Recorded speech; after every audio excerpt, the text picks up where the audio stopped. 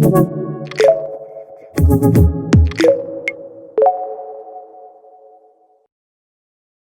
guys, this is part 2 of this mini 3-part series we have going on of content I had live over on Twitch, where we crossed over 400 followers over there. We've had a great time over there every night. Everybody's kind of hanging out, chatting, giving some hard times to each other, cracking some jokes, making some memes. It's a lot of fun, and this is part of the stream we had the other day where I talked about my life as a professional athlete, some of the perks, some of the things that we go through, some of the things you might not have known, anywhere from travel to an agent to the contracts to what it's like to find a massage therapist and physical therapist, and just some things that are really boring stuff, but some fun things to learn about. So I had a really awesome time, had some really great questions from the chat. So make sure to head on over to Twitch Monday, Tuesday, Thursdays, where I go live on 7:30. Hang out with us over there, ask me questions live. For now, if you do like these videos, make sure to hit the subscribe button down below. Make sure to hit the thumbs up for me if you do enjoy this kind of content, and comment below if you like anything else, or if you like these videos and want to see more of them, these testimonial type stuff, or if you want to see more guests who you want to bring on. Just let me know, and we can work something out. Discord link is below as well. We have a lot of people over there hanging out, talking all the time. So come hang out with us, join the community, and I love what's going on. I appreciate all the support. So enjoy the video on life as a professional athlete. We can talk about that a little bit. So, all right, let's talk about, I want to talk about 2 more things here. I want to talk about kind of life as a pro, and I want to talk about the day-to-day, things you might not think about that we go through as a pro. I'll start from the start and into like race day and kind of traveling. So life as a pro, you if everybody has an agent, that agent's responsibility is getting you into meets, getting you a shoe contract, getting you promotional deals, handling payments from your sponsors, from everybody paying you, handling travel arrangements, really anything obviously like you think an agent would handle, agents handle. Different agents have different ways of doing it. My agent's one of the best agents I think in the world, if not the best agent in the world. He is the best agent in the world, and I'll have him on the stream pretty soon. And he's a great guy. He handles a lot for me on and off the track, and since day one, again, he's been a huge asset for me. So you get your contract. The best way that I describe being a professional runner to people, and this is the best way for people I've learned to describe it, is like you kind of use Tiger Woods' example. You say Tiger Woods plays golf tournaments where he wants to play golf tournaments and receives like the prize money from the golf course or from the golf tournaments, but at the same time he's paid to wear Nike clothing. That's exactly what we're doing. We're paid to wear Nike apparel, race as a Nike athlete, but we receive prize money, bonuses, and we race as we choose. Nike athletes do have some stipulations on some racing of like Prefontaine. Some people have pin relays. Obviously some people have different reductions than others. I mean, there's a lot of contractual things that I can't get into because of legal reasons. But there is some stipulations on racing. So as a professional athlete, you are pretty much responsible for setting everything up yourself unless you're part of the group. So I'll talk about it more from an individual pro versus a team pro, because again, like I said, with a team pro, you have a massage therapist, you have a mental performance coach, you have all these recovery modalities, you have everything except for your actual traveling to the meet is rather taken care of for you. When you're an individual professional, as with the situation I'm back into now, you handle everything yourself. You find your own physical therapist, you find your own massage therapist, you find your own recovery modalities, you find your track to work out at, you have your coach. Your agent helps you book all the meets, schedule meets, do all that kind of process, but everything becomes on your own. So I have my own physical therapist that I see at a clinic. I go see him once a week. I have a massage therapist that I work with that I either see at the same clinic or he comes to the house to work on me, and I work with him individually. And then obviously I work with Coach Lebeidi as my head coach. Coach Lebeidi is my only coach. He writes all my workouts. He's at most of my workouts. Things like that. I do runs on my own without Coach Lebeidi sometimes because of obviously his obligations, my scheduling, our scheduling. Things don't always line up. As far as training partners, right now I'm training a lot with a teammate I used to have at the university in Garrett Critchlow. I'll train with some guys from Northeast Ohio. Spence goes on runs with us. every now and then. There's a big Northeast Ohio running community, so it's pretty easy to find people to run with. I was doing some training with Ryan Adams earlier that runs at Furman now. He's going into the last season at Furman. So I'll do training with really anybody at this point. When it gets more specific, there'll be a lot of training on my own just because of the specificality of the workouts and the intensity of the workouts. Some of the stuff I'll do with the guys on the team, still being a volunteer assistant. Being a volunteer assistant, I can do some stuff with them and they can work out with me. So we'll do that. So I'll just go through kind of a workout day for myself, or like a couple of days of the week, and just tell you kind of how it works in the training retrospect. Then I'll move on to the more competitive side of it as a professional. I have learned that I need a morning routine, and that involves taking the dogs out for a walk, waking up, showering, coffee, stretching, the whole shebang. I need to have that. I can't do these early morning runs like I was trying to do earlier this summer. So I've pushed my runs to 10 a.m. and I wake up, I go through my morning routine.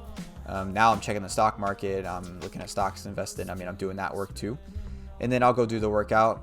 Right now, obviously with COVID, it's different. What we have access to. I do a lot of stuff on a trail, on a tow path, on a bike path. I'll go to a high school track every now and then, or I'll go up to Spire Institute, which is kind of like an IMG type place in Northeast Ohio that's really big. It's where LaMelo Ball played at a couple years ago or last year. I'll go up there and do some training. They have a big 300-meter indoor track. I'll work out there. Coach LeBady will be there for the workout. Drive myself to the workout, drive myself home, warm up on my own. Obviously, if some people are working out there, then I'll work out with them, warm up with them. And then I come home, recover, lunch, just kind of live a normal life. Obviously stream, I'll play golf on the side. Those are the things I kind of do to fill my time currently is investing, streaming, and golf. I see the PT, like I said, once a week. I see the massage therapist once or twice a week. There's no one obviously telling you what to do. There's no one telling you what time to go to bed, what time to wake up, when to run your runs. I mean, I could run my runs at 9 p.m. at night, and obviously Coach LeBady could tell me when to run it, but I could run it at 9 p.m. I mean, he's not at every run. It's not structured that way for myself. So training has got a lot of flexibility with it. If something comes up where I need to push the workout to 10:30 or make it at 8 p.m. or 3 p.m., like, if LeBady can make it, LeBady makes it. If not, then I have to just do it on my own. That's kind of the flexibility of being on your own, is you have a lot more flexibility.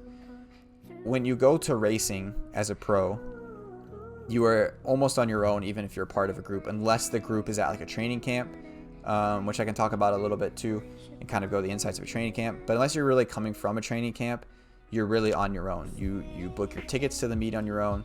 Say you're going to, let's just see, for example, I'm going to run the London Diamond League. I'll fly on my own. I won't fly with anybody. We'll book my own ticket. My agent will help book my ticket. The meet will offset a little bit of obviously costs for that. They'll give you like a travel stipend, but you book your own ticket, you arrive, the meet picks you up in the airport, and usually just kind of shuttle van, nothing special, unless you're, I don't know how higher, better athletes, more famous athletes get picked up, but I just get picked up in a shuttle bus with a couple other athletes sometimes, take you back to a hotel. They put you up in the room. I would say 80% of the time, 75% of the time, you're with a roommate.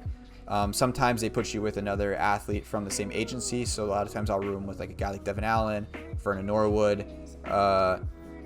Sometimes I put you with somebody in the same distance group. So like I was with Joseph Dang, the Australian. I've been with like Haroon. I've been with obviously Donovan and Craig. It really just depends on what the meet's at. Like if your agent's well with the meet, which my agent's pretty well with most meets, I have a little bit of picking and choosing. I'll be like, hey, like this athlete's going to be there. Can I room with them? We want to room together. So you show up. When you get there, they have food for you, breakfast, lunch, dinner, usually in like the conference center. Usually it's rice, a meat, a pasta, a salad, a vegetable, and that's it. Like it's very much like cater, plain old food. And then you eat when the structured time is. Otherwise, you go out your own to eat. You pay for meals on your own. The meals are usually free inside of the venue or inside of the hotel. Pre-race is usually at a set somewhat time, and then you got your race, and again you get on a shuttle bus. There's a schedule. You get on a bus, you go to the meet, you come back when you want, and then usually you have your flight out. They tell you, it's ridiculous when you're in Europe. They'll tell you, like, say your flight's at 10 a.m. They'll like put you and say the airport's 45 minutes away to an hour, which is usually what they are. They'll put you on like a 4 a.m. shuttle. I'm not kidding. Like, they'll put you on a shuttle like 6 hours before your flight. And so you sometimes can like beg people to like put you on a later shuttle if like they'll let you. A lot of times they do it for their own safety of like making sure you make your flight. They don't want to be responsible. So there's most times where I'll just like take a taxi if it's like possible, because I don't want to sit in the airport for 3 hours, 2 hours extra. It's just pointless. So yeah, I mean, as a meet, like, you warm up, you check in. A lot of people always have a call room. You run in your Nike singlet. You usually wear a Nike, like I said, a Nike issued warm up. That's really the gist of like the training and the competing side of life as a pro. I'll answer some questions here about kind of back to the training aspect of it. Thoughts on doubles? Like, 100% on board with doubles. I think there's a huge benefit of doubles, especially for people who I like to split my doubles up though with like a 2 and a 6 or a 3 and a 6. Not 2 and a 6, so like 6 and a 3. I don't like to go even for some reason. I don't know. I just like to kind of split them up a little bit. One longer in the morning usually, and then one a little bit shorter in the evening. And then I do static stretching. I'll do static stretching in the morning. Some like simple yoga, some simple foam rolling. Just really like trying to get blood flowing to the body. That's really what the gist of like my morning stretching is.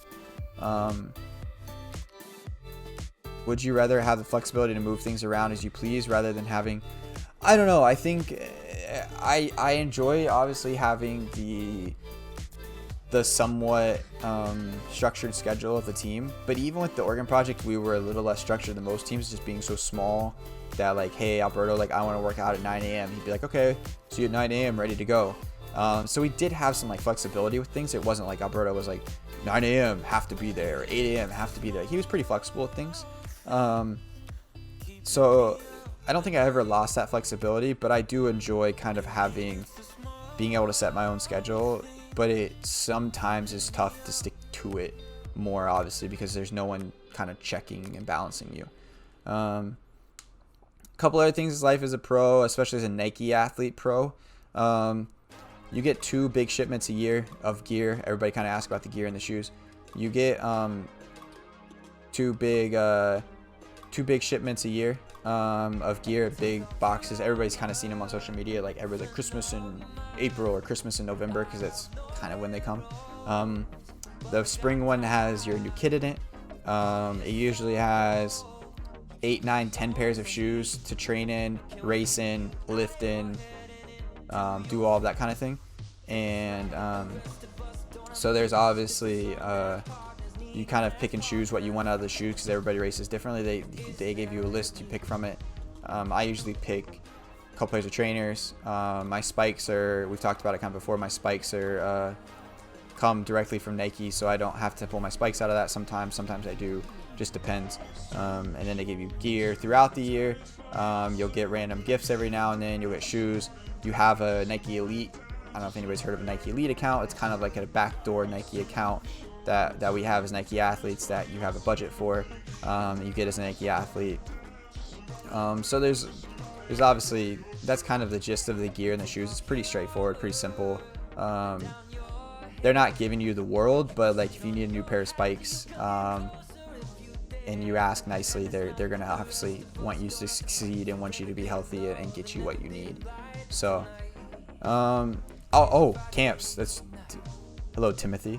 We'll talk about that. We'll talk about camps, talk about altitude camps, pros, cons, kind of how they work. They work when you're with a team, obviously much simpler than if you're by yourself. It's a little more difficult to organize a camp. Obviously, being as an individual athlete, you have to find housing, you have to deal with that, you have to deal with was your coach going to go with you all the time? Like, there's a lot of things that go into dealing with altitude camp as an individual. As a team, it's pretty simple. We went to St. Moritz. We went to Park City a lot. I never spent a drastic amount of time at altitude like some of the other guys on the team. I was kind of in and out because of racing. I was in and out for different things, but I never spent a whole lot of time at altitude camp at an exact length of time. I enjoy being at altitude camp. I enjoy the camp feel. I enjoy kind of being in that like lockdown environment sometimes, and I think that I potentially will do that again because I think the lockdown environment for me is something that's beneficial. But I've learned how to mimic that at home, and Ari's gotten very supportive at times of the year when I'm like, hey, like I need a month, 2 months where I'm like, I need to focus on training. I need to go to sleep when I need to sleep. We need to cut out a lot of things. Like I have kind of been able to do that at home. So for me, I would 100% do altitude again. I don't know how it would work being an individual athlete now. Maybe I'll go train with Safan and Yomith. If we do we'll do a good old days Park City camp or something. But the fun of it with camps is really just having that camaraderie, being able to put it all together and really just kind of have that lockdown focus on what you got going on. So that's really like kind of the boring way to put it, but that's kind of life as a pro. It's a very simple thing. It's a very straightforward thing, but I don't know. I'm trying to think of something that like maybe you guys might not think of as a pro. I mean, my kind of thing was like, I don't think a lot of people really realize how much responsibility is on us as individual athletes. There's no one really like checking you. Like when you become pro, like it's on you. Like it is your job. It's just like if your boss gives you an Excel document to fill out for work and you got to do it by Monday and you don't have it done till Tuesday, like your boss is going to be upset. I mean, that's kind of how we are. If you don't run fast, like it's just how it works. So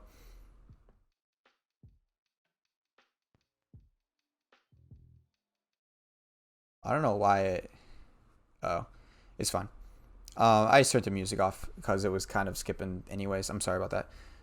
So yeah, I mean, that's kind of life as a pro. And if anybody has any questions, I'll grab them now for the life as a pro section. And then I'll just touch on really quick kind of my training situation now. So have you ever had a thought of leaving Nike, maybe going with a different brand or team like 10 Men? Not really sure how the rules work with that. You sign a contract with the brand you're with. You're committed to that brand. The length of your contract, the timing of your contract depends on you and your agent and what you sign. I will say that I can't say anything about the length of my contract on stream. I don't want to say anything about the length of my contract on stream other than the fact that I've recommitted to Nike at some point or extended my contract to Nike at some point, and I don't see myself running for another brand at least for a while. So as of right now, I chose Nike from the start. I wanted to choose Nike from the start. It was a dream of mine to run for Nike, and nothing from Nike has let me down from day one. So they've been extremely supportive from day one. So how did it feel to race against Rudisha? Funny story. So I was in the warm-up area, and I had David Rudisha in the first round of Rio, and it was the first time I raced him. And he called me the smart American. I don't know why, but I was considered the smart racing American to him. So that was kind of a humbling, cool experience. And so I actually saw him the night of the final in Doha, and he checked in on me and wished me luck and said, let me know if I need anything or whatever. So he really is a great guy, and I always wish the best for him. I know he's the comeback is something that he's talked about, but I do always wish the best for him and want to see him succeed. So all right, so we'll go into the final topic. We're gonna go into that. Okay, I'll hit this question real fast. I'll hit these. All right, here we'll hit these questions and then we'll go into it. I don't mind answering questions like this. Do you ever want to? I don't know if I'd get into coaching full time. I would enjoy it. I do enjoy coaching. I don't know if I'd go into coaching full time. I would want to coach at a major university Division 1 men's program, just because that's kind of what I would want to do out of it. I know it's extremely difficult. There's only so many opportunities, but if I did it, that'd be something I want to do. But at the same time, that would mean like moving the family and finding the right job and doing all those things. So I don't know if I would necessarily go into like full-time coaching, but if I could help coach athletes or I don't know, have a professional group if I stayed in Northeast Ohio beyond that or wherever I lived, like that would be really fun. So also thanks for confronting FlowTrack. Oh. Oh, the I don't know. We need a nickname for FlowTrack that's not FlowTrack because um I think I was gonna bring it up today. I got an email. I get their emails because obviously like I have a membership there because or my parents have a membership there to watch races, and so I get the emails because like I pay for the subscription because I don't want them to have to pay for it to watch me race. And Flow Trash, that's like okay, not bad. Um, they posted the interview about the the what you call it, the richest athlete or whatever, the most highest paid athlete, and it just was like it was so boring. I know I complained about like the live streaming a little bit too on different platforms, but like they were just like kind of like no energy, quiet, like they didn't really have obviously any basis for it. They were just guessing. So I don't know. I know at this point like content's like tough to go by because like there's no racing. I guess. Well, there kind of is still racing. There's people racing, but I don't know.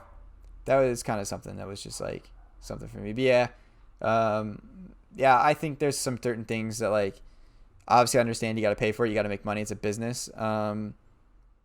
Shoot, if I get big enough, I might have to start charging for my talks. No, I'm just kidding. I'm just kidding. No, I'd never do that.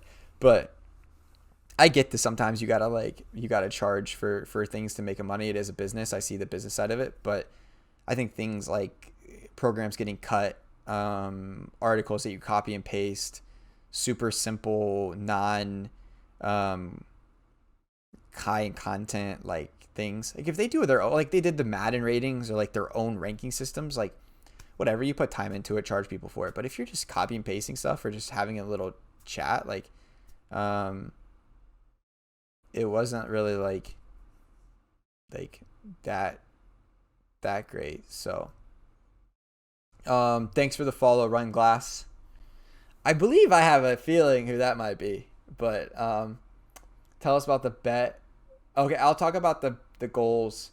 I'll talk about my current training goals, and I'm gonna do a whole section of that in like a minute here. But tell us about the bet with your roommates in Rio. Are you talking about the? I think he's talking about the wall. I think we talked about this with Devin on TrackTalk a little bit. So some of you know, like the swimmers in one of the rooms did it where every time they won a medal, they like sign their name on the wall. I'm gonna see if I can find it. American swimmers sign wall in Rio Village. Oh, never mind. Everything came up with everything came up with Ryan Lochte. Yeah, okay, never mind. Okay, so the swimmers did a thing where they signed the wall every time, and they had like their name, like they'd say their name, and then they'd have like what they medaled because they obviously swim a bunch of events. The haircut bet with Robbie. Okay, now I don't know which one you're talking about.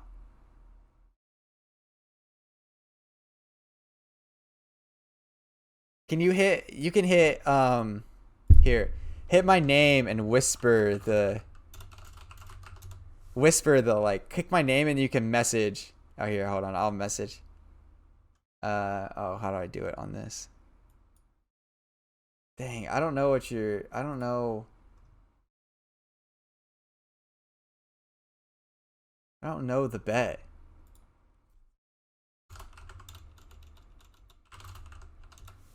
Um, but I'll finish the thing about the wall. I know this isn't the haircut bet with Robbie, but we thought it'd be cool because we had Christian Coleman, Devin Allen, Robbie Andrews, myself, uh, Don Cabral, and Connor McCullough, Heimer thrower. and we hadn't run yet, so we thought it'd be cool if we wrote our names on the wall when we ran, before we ran, and then put our medals underneath. So I ran the first. I was the first one to have a final, and we threw my name up there, and then I win the medal. I win bronze, so we write bronze underneath it, and then no one else in the room won a medal because the 4x1 was DQ'd. Devin got fifth. Robbie, unfortunately, got disqualified for stepping on the line. Don didn't make the final. Connor, I don't think, made the final either. So I was the only one. So it was just like my name on the wall, which was obviously not as cool as having everybody else's up there. It really just looked like, but it was, yeah. But I don't know what the haircut bet was. Huh. Maybe he'll message me. Oh, here it is. Hold on.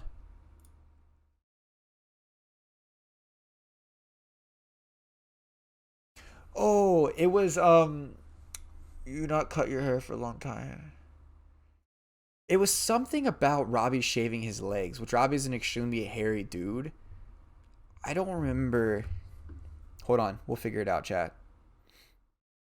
I know we're super off topic here than getting back to the goals thing because obviously everybody's asking about it, but we'll figure this out. Hold on.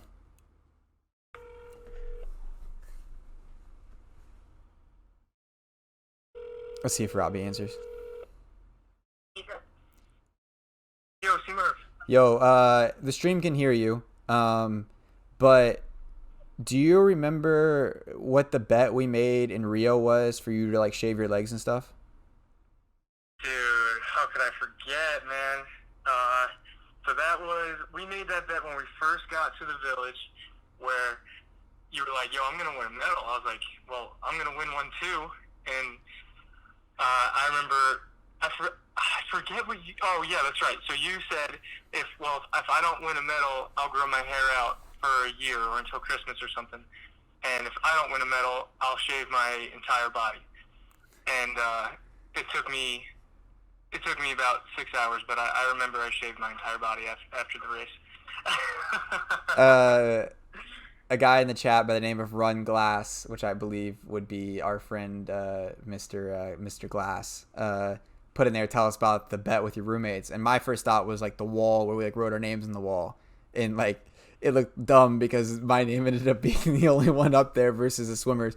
But then he was like the haircut bet with Robbie, and I was trying to figure out what the exact details of it was. But yeah, I remember like your whole body being have to be shaved, and somebody was put in the chat, Robbie is an extremely hairy dude. Yeah, it took like 6 hours to do, but yeah, and then I remember because Devin was in there, we had Christian Coleman in there, Don, and Connor McCullough, the hammer thrower.